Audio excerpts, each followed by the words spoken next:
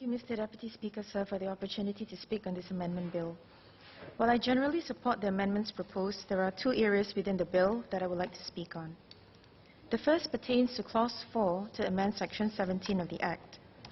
Littering in public places remains a concern, despite us having sufficient rubbish bins in and around Singapore.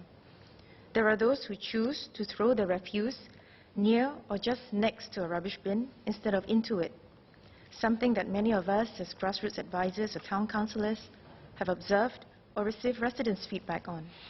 I understand that it remains prohibited to, I quote, throw litter in a receptacle not provided for the deposit of refuse and rubbish, unquote.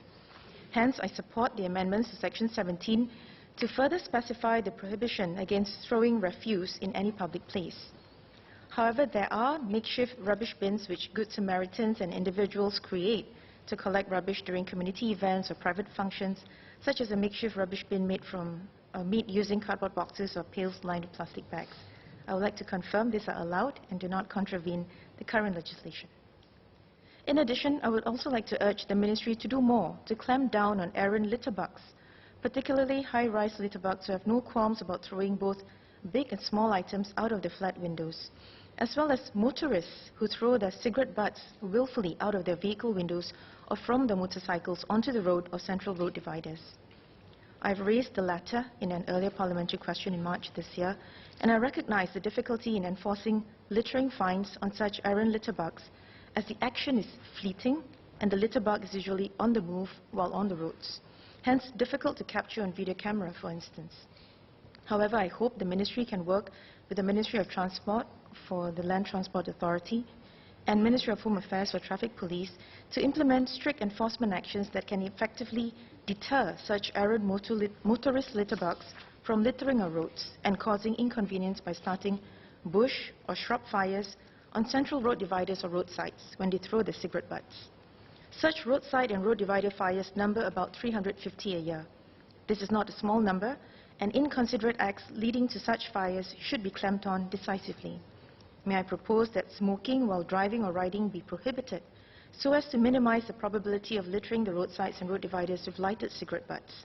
In addition, for driving or riding safety, this motorist should not be holding a lighted cigarette anyway.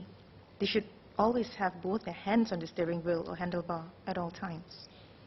As for high-rise litterbugs, while the National Environment Agency is trying its best to be able to catch these litterbugs in the act through the deployment of video cameras or closed-circuit TVs, I understand that there are insufficient video cameras or CCTVs available to be deployed for such purposes. This is to the extent that the duration in which a particular video camera or CCTV can be deployed is limited to just 5 to 7 days at any one particular location. This is too short a time to catch the litterbug in action. Will the Ministry be investing in and deploying more of such video cameras or CCTVs for the purpose of catching high-rise litterbugs in the act? Residents consistently share of such high-rise littering happening in our housing estates. Just last week, while looking out of my window of my third-floor flat, I saw a medium-sized plastic bag falling right in front of my eyes. It seems that high-rise litterbugs are undeterred despite NEA's enforcement and our public education efforts. The second area I would like to speak on is the introduction of the progressive wage model, PWM, for cleaners, as highlighted in clauses 2, 6 and 7 of the amendment bill. While I support the introduction of the PWM for cleaners, I would like to ask the Ministry, how do we define work performance?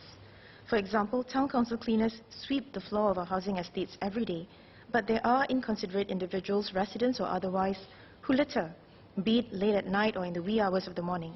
How do we expect the cleaners to keep up with cleaning the housing estate at all hours of the day, 24/7? It cannot be the case where just because we find some litter in the estate, it means that the cleaners have not done their work properly. The onus is on each and every one of us to keep our housing estates clean by not littering and by throwing our rubbish in appropriate places, such as waste bins and rubbish chutes, as well as cleaning up after ourselves. I am concerned if the inconsiderate acts of others will inadvertently have a significantly negative effect on the income of our cleaners, especially in terms of income related to their work performance. Mr. Deputy Speaker, notwithstanding the suggestions and concerns I have raised, I support the amendments.